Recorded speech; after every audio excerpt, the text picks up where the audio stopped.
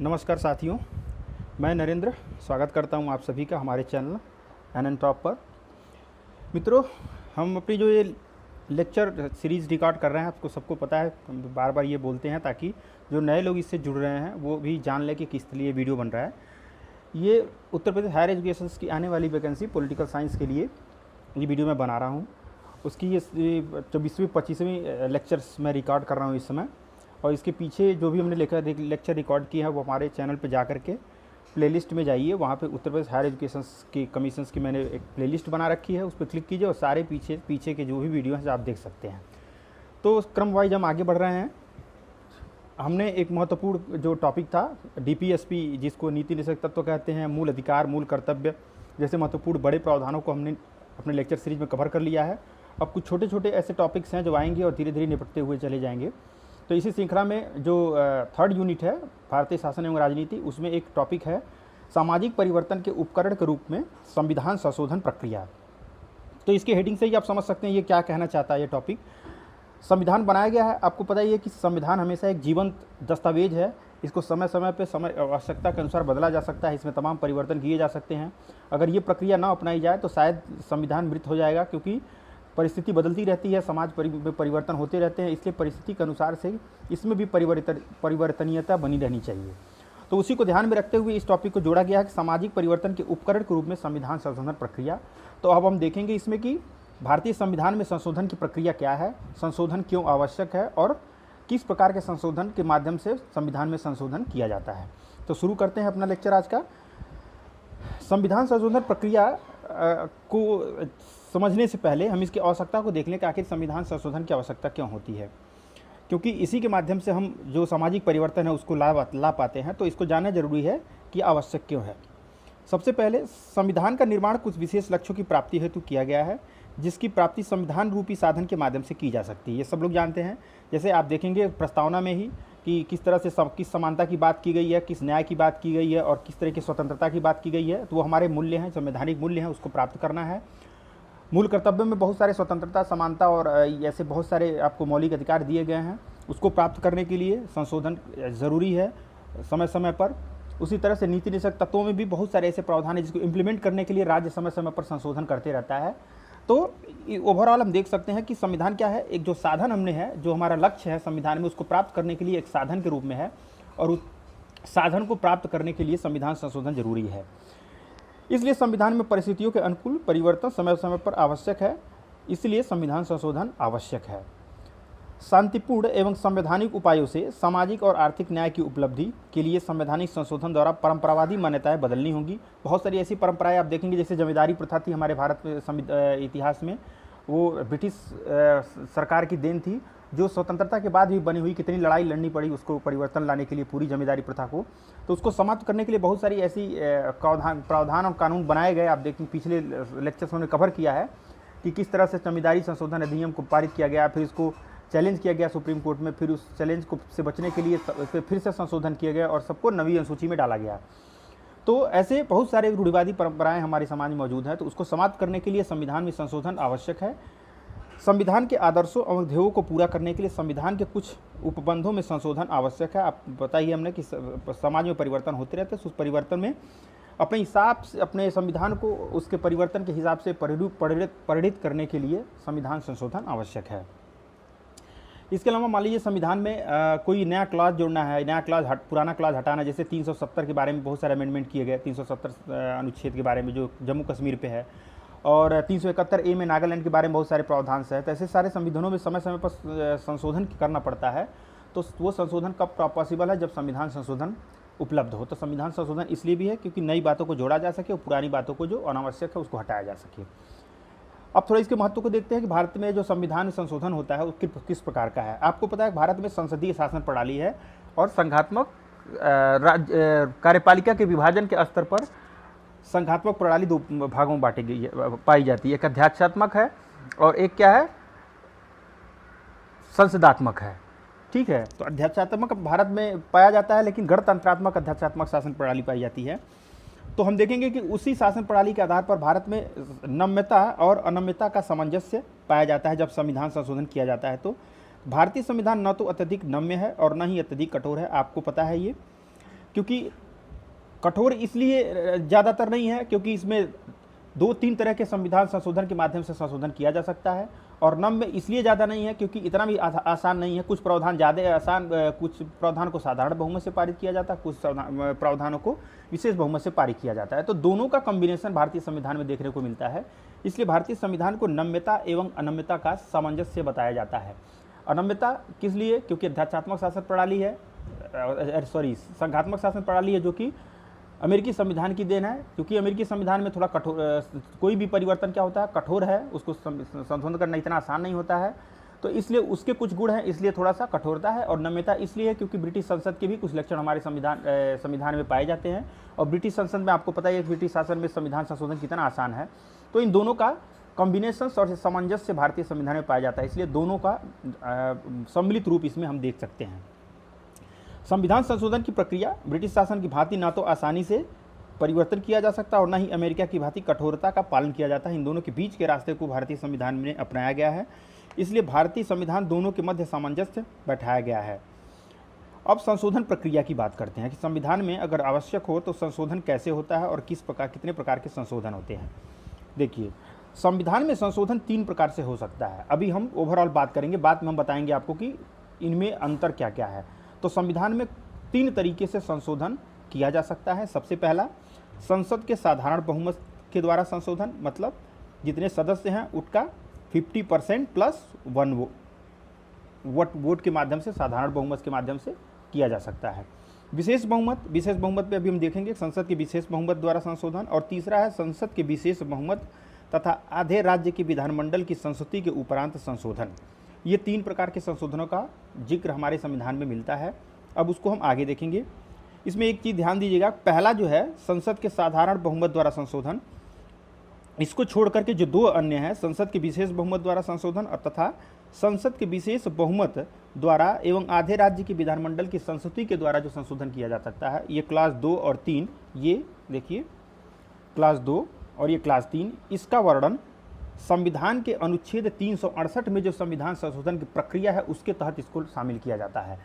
तो एक को छोड़ करके जो 2 अन्य संविधान संशोधन हैं, विशेष बहुमत और विशेष बहुमत प्लस राज्यों की संस्तुति, ये दोनों प्रावधानों का जिक्र हमारे अनुच्छेद 368 में पाया जाता है। ठीक है, तो साधारण बहुमत, अब तीनों के एक एक्सप्लेन करेंगे। तो सबसे पहले साधारण बहुमत द्वारा संशोधन कैसे होता है और किस किस प्रावधान में किया जा सकता है। संविधान के अनेकों उपबंधों में, ये बंधु हैं, गलत है, मिसप्रिंट हुआ है। संविधान के अनेकों उपबंधों में संसद के दोनों सदनों द्वारा साधारण बहुमत से संशोधन किया जा सकता है। इस प्रकार के जो संशोधन होते हैं वो अनुच्छेद 368 में वर्णित संशोधन प्रक्रिया से बाहर हैं। हमने आपको बताया कि उसमें विशेष बहुमत और विशेष बहुमत प्लस राज्यों विधानमंडलों की आधा से अधिक विधानमंडलों की सहमति आवश्यक होती है, तो उससे अलग है, ये उससे इतर है। तो साधारण बहुमत से निम्न मामलों में संशोधन किया जा सकता है। हमने देख लिया, साधारण बहुमत से निम्न मामलों में संशोधन किया जाएगा। पहला, नए राज्यों का अगर प्रवेश करना है या नए राज्यों का गठन करना है, नए राज्यों का निर्माण फॉर्मेशन करना है, उसके क्षेत्र सीमा राज्यों के नामों में परिवर्तन करना है, एरिया में उसका लिमिटेशंस करना है, राज्यों के नाम में परिवर्तन करना है, इन सब मामलों में भी साधारण बहुमत से ही संसद कानून बना करके उसका संशोधन कर सकती है। ठीक, जैसे तेलंगाना राज्य 2014 में जब बनाया गया था तो क्या था, एक नए राज्य का गठन था, तो संसद ने उसको साधारण बहुमत से पारित करके उसको बना दिया था उस राज्य को। राज्य विधान परिषद, पता ही है कि आपको बहुत सारे राज्य ऐसे भी हैं जहाँ पे द्विसदनात्मक विधानमंडलीय प्रणाली पाई जाती है। जैसे उत्तर प्रदेश में भी आप देख सकते हैं, विधान परिषद है और विधानसभा है। तो जो विधान परिषद होती है उसका जो गठन होता है, गठन तो राज्य की जो असेंबली होती है, राज्य विधानसभा, उसके अनुशंसा या उसके निवेदन पे होता है जो संसद करती है। लेकिन जो ये प्रक्रिया संसद में फॉलो होती है वो साधारण बहुमत से ही राज्यों में विधान परिषद के गठन का प्रावधान किया गया है। उसका निर्माण और उसकी समाप्ति, राज्य की विधान परिषद का निर्माण और उसकी समाप्ति, ये साधारण बहुमत से जो संशोधन किया जाता है उसके द्वारा किया जा सकता है। ठीक, संसद में गणपूर्ति अगर कोई है, गणपूर्ति की नियम में चेंज करना है या और सारे नियम है जो संसद से संबंधित हैं, तो उसको भी साधारण बहुमत से ही परिवर्तित किया जा सकता है। संसद सदस्यों के वेतन एवं भत्तों में अगर परिवर्तन करना है, उच्चतम न्यायालय में अवर न्यायाधीशों की नियुक्ति, आपको ध्यान देना है, सिर्फ अवर न्यायालय की बात कर रहा है, ये मुख्य न्यायाधीश इत्यादि न्यायाधीश की बात नहीं कर रहा। अवर न्यायालय जो होते हैं न्यायाधीश, वो अवर न्यायालय मतलब जो तत्कालीन समय के लिए बनाए गए हैं उनकी नियुक्ति अगर करनी है किसी प्रमुख काम के लिए, कुछ इंपॉर्टेंट काम के लिए, तो उसमें उच्चतम न्यायालय में जो सदस्य न्यायाधीश नियुक्त होंगे उसको भी साधारण बहुमत से ही बनाया जा सकता है। नागरिकता प्राप्ति एवं समाप्ति में अभी आप देखे हैं हाल ही में जो नागरिकता संशोधन अधिनियम लाया गया था, उसमें नागरिकता प्राप्ति और समाप्ति में संशोधन साधारण बहुमत से। 5वीं अनुसूची, आपको पता है 5वीं अनुसूची में कुछ विशेष क्षेत्र है जिसके अनुशासन की बात की गई है, तो उसमें अनुसूचित जाति जनजाति क्षेत्रों की बात की गई है, तो उसमें भी जो अगर कुछ प्रावधान का संशोधन करना है तो वो भी साधारण बहुमत से। अनुसूचित क्षेत्रों एवं जनजातियों का प्रशासन से संबंधित अगर कोई मामला है तो भी साधारण बहुमत के मामले से किया जा सकता है, ठीक है। और इसमें आप देख सकते हैं 6वीं अनुसूची में भी जो प्रावधान है जनजातियों से संबंधित उसको भी साधारण बहुमत से ही पारित किया जा सकता है, ठीक है। तो अब देखते हैं संसद के विशेष बहुमत द्वारा संशोधन। संसद के हमने देख लिया साधारण बहुमत, अब विशेष बहुमत द्वारा संशोधन देखेंगे। संसद के ज़्यादातर उपबंधों का संशोधन संसद के विशेष प्रावधानों द्वारा किया जाता है। यानी कि अब हम 368 आर्टिकल में जो वर्णन संविधान संशोधन की प्रक्रिया है उसकी बात कर रहे हैं। आप ध्यान दें कि 368 अनुच्छेद 368 में जो संविधान संशोधन प्रक्रिया की बात है उस पर हम बात कर रहे हैं। संसद के ज़्यादातर उपबंधों में संशोधन संसद के विशेष प्रावधान द्वारा किया जाता है। इस प्रकार के संशोधनों के लिए प्रत्येक सदन के कुल सदस्यों का बहुमत होना चाहिए। पहले अगर मान लीजिए टोटल कितने हैं, अगर 250 सदस्य हैं तो इसका बहुमत कितना होगा, 126 होगा, आपको 126 होगा। उसका बहुमत साधारण बहुमत में 50% से ज़्यादा सीट जो होती है। तो कुल सदस्यों का बहुमत और प्रत्येक सदन में उपस्थित एवं मतदान करने वाले 2/3 बहुमत आवश्यक है, ठीक। यानी 126 पहली कंडीशन पूरी होनी चाहिए, और जो वोटिंग होंगे वो प्रेजेंट और वोटिंग करने वाले जो टोटल मेंबर्स होते हैं वो भी 2/3 होनी चाहिए, और 2/3 जो संख्या होगी वो 126 से ऊपर होनी चाहिए। ऐसा नहीं है कि 50 सदस्य उपस्थित हैं और संशोधन 2/3 से कर दिए तो मान्य हो जाएगा, ऐसा कुछ नहीं है। साधारण बहुमत का पहला बेंचमार्क आप फॉलो करना पड़ता है। साधारण बहुमत के बाद जो उपस्थित और मतदान करने वाले लोग हैं उनकी संख्या भी 2/3, जो सदस्य उपस्थित है उनकी संख्या 2/3 होनी चाहिए, और वो 126 की संख्या को क्रॉस करना चाहिए। इसके उदाहरण देख सकते हैं कि विशेष बहुमत से कौन कौन से प्रावधानों में संशोधन किया जा सकता है, जैसे मूल अधिकार से संबंधित प्रावधान, डीपीएसपी से संबंधित प्रावधान, और ये सभी उपबंध जो प्रथम और तृतीय से संबंधित नहीं, यानी इसमें और इसमें संबंधित नहीं है। उसके अलावा जो भी प्रावधान आते हैं ये सभी विशेष बहुमत से पारित किए जाएंगे। नेक्स्ट 368 अनुच्छेद में जो जिस संविधान संशोधन की बात की गई है वो है संसद के विशेष बहुमत एवं राज्यों की स्वीकृति द्वारा संविधान संशोधन। इसको देखते हैं। ऐसे सभी संविधान संशोधन जो राज्य एवं संघ दोनों से संबंधित हों उनका संशोधन इस प्रकार की प्रक्रिया द्वारा किया जाएगा। यानी कि बहुत सारे संविधान में ऐसे प्रावधान हैं जो राज्य, चूँकि भारत पता ही आपको संघ है तो संघ में राज्य भी एक इकाई है, तो बहुत सारे ऐसे नियम और संबंध होंगे ना जो राज्यों से संबंधित होंगे, तो उनसे संबंधित अगर मामलों से संशोधन करना होगा तो विशेष बहुमत प्लस राज्यों के विधानमंडलों से भी स्तुतियाँ लेनी आवश्यक है, तो उसी की ये बात कर रहा है।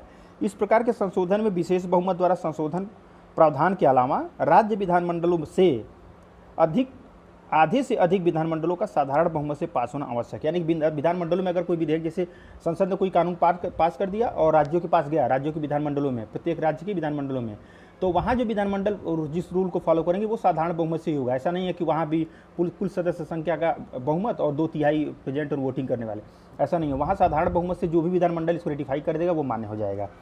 तो विशेष बहुमत प्लस राज्यों के विधानमंडलों, आधे से अधिक विधानमंडलों का साधारण बहुमत से इसका पास होना आवश्यक है। यह ध्यान देना आपके लिए आवश्यक है कि विधेयक को स्वीकृति देने के लिए राज्य के लिए कोई समय सीमा निर्धारित नहीं है। ऐसा नहीं है कि संसद ने अगर कोई कानून पास कर दिया तो राज्य इतने समय में उसको पास करके दें, इसका कोई लिमिटेशंस नहीं है। वो एक निश्चित समय जो भी होता है सब अपने हिसाब से उसको डिसाइड कर सकते हैं कि कब हमको पास करना है।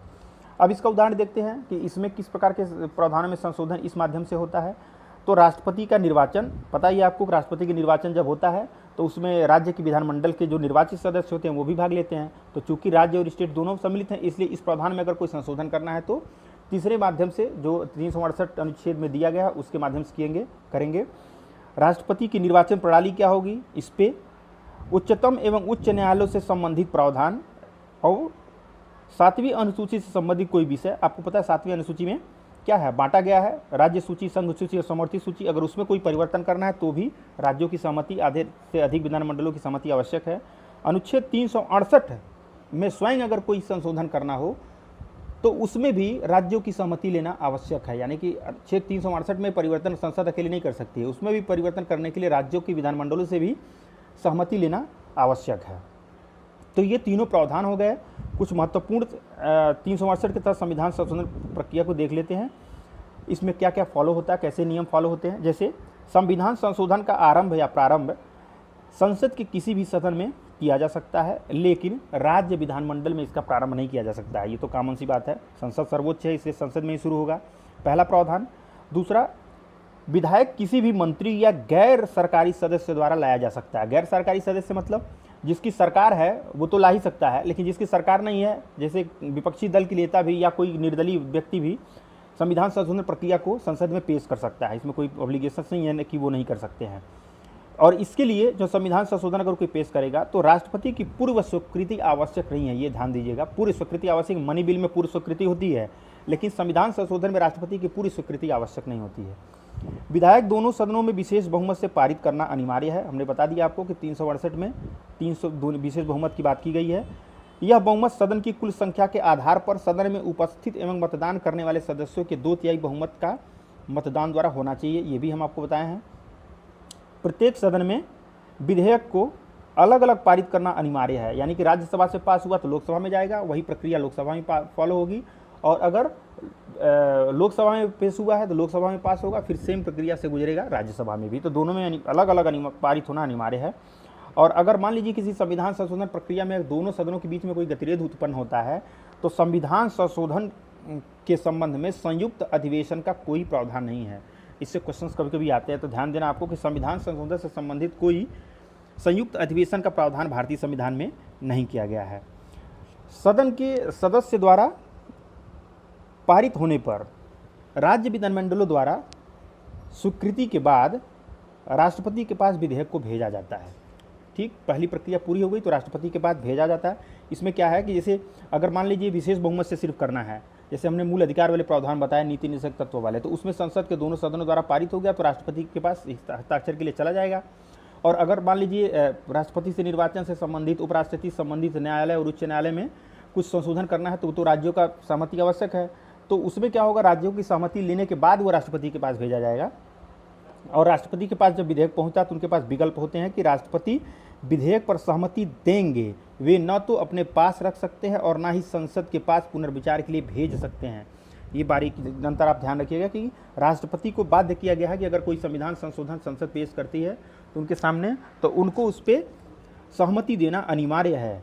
इस प्रकार संशोधित जो विधेयक होगा वह संविधान का भाग बन जाता है और वह संविधान संशोधन बन जाता है। आप देखेंगे जो ऑब्लिगेशंस है राष्ट्रपति को कि उस पर सहमति देना अनिवार्य है, वो 24वां संविधान संशोधन 1971 के द्वारा जोड़ा गया है और राष्ट्रपति संविधान संशोधन विधेयक पर सहमति देने के लिए बाध्य है। इसी संविधान संशोधन के माध्यम से ये चीज़ जोड़ी गई है। कुछ महत्वपूर्ण संविधान संशोधन जो रिसेंट डेवलपमेंट हुए हैं आप जानते होंगे, लेकिन फिर भी रिवीजन करा देना है। 99वां संविधान संशोधन एनजेएसी से था, पता ही था आपको कि जो कॉलेजियम सिस्टम है उच्चतम न्यायालय में, उसके माध्यम से नियुक्ति होती थी, लेकिन सरकार चाहती थी कि उसमें कुछ कार्यपालिका की भी भूमिका हो, तो इसलिए वो एक विधेयक लाई थी ताकि कॉलेजियम के अलावा जो कॉलेजियम को समाप्त करके सरकार की सहभागिता के साथ जो संशोधन किया जाए उसको एनजेएसी बिल कहा गया, उसको लाया गया था 99वें संविधान संशोधन। लेकिन फिर सर्वोच्च न्यायालय ने इस पर न्यायिक पुनर्लोकन किया या जुडिशल रिव्यू किया और इसको खारिज कर दिया था, नल एंड वाइड घोषित कर दिया था। 100वां संविधान संशोधन बांग्लादेश के साथ सीमा समझौता था। आपको पता है इनक्लेव एक्सचेंज हुआ था बांग्लादेश और भारत के बीच में, काफ़ी चर्चा में रहा था ये मुद्दा। 101वां संविधान संशोधन क्या था, जीएसटी से संबंधित था। 102वां संविधान संशोधन NCBC, national commission for backward class, यह भी जोड़ा गया है 2019 में। और 103वां संविधान संशोधन, ये भी काफ़ी चर्चित मामला है, पता होगा। 10% इकोनॉमिकली वीकर सेक्शन से आर्थिक रूप से कमजोर वर्गों के लिए आरक्षण का प्रावधान किया गया है। और सबसे लास्ट में भी जोड़ा गया है इस साल 104वां संविधान संशोधन। इसमें क्या है, एससी एसटी सीट के आरक्षण को जो 10-10 साल की अवधि हर साल, पता है ना आपको, बढ़ती है लोकसभा और विधानमंडल में जो सीटों का आरक्षण होता है उसको 10-10 साल के लिए बढ़ाया जाता है। अब वो 10 साल के लिए इसी संविधान संशोधन के माध्यम से इसको बढ़ाया गया है। और एक चीज़ आप ध्यान दीजिएगा कि 104वां संविधान संशोधन जो किया गया था वो क्या था, वो था राज्यों और राज्य की विधानमंडलों और लोकसभा दोनों में एससी एसटी के सीटों के आरक्षण की जो अवधि थी उसको बढ़ाना था।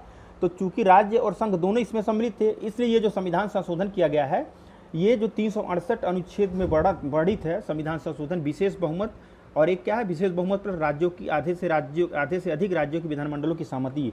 तो दूसरे वाले प्रावधान को इसमें फॉलो किया गया था, यानी कि संसद ने विशेष बहुमत से पारित किया, फिर उसके बाद राज्यों की विधानमंडलों को ही भेजा गया, तो राज्य की विधानमंडलों ने इसको रेटिफाई किया, उसके बाद इस संविधान संशोधन को जोड़ा गया। तो ये पूरे संविधान की जो संशोधन का प्रावधान था उसको हमने इसमें जिक्र कर लिया पूरी तरीके से। उम्मीद है आपको पूरे कंसेप्ट क्लियर हो गए होंगे। और इसके अलावा अब हमारा जो नेक्स्ट टॉपिक होगा वो भारत के राष्ट्रपति। आपको पता है कि जो एक नई उसमें शुरुआत प्रक्रिया का प्रावधान का वर्णन है किसमें, अपने सिलेबस में। तो राष्ट्रपति देखेंगे, फिर धीरे धीरे आगे जो भी टॉपिक आते जाएंगे उसको हम देखते रहेंगे। तो फिर मिलते हैं आपसे नेक्स्ट वीडियो में।